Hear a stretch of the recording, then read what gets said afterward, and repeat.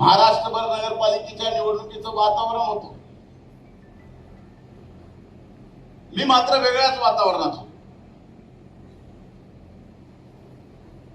सर्व दूर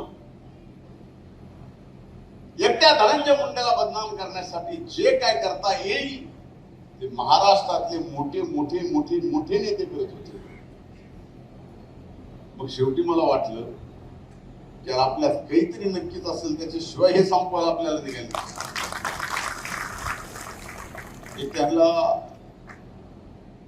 असं वाटत असावं की हे बाबा आपल्याला पुरून उरत.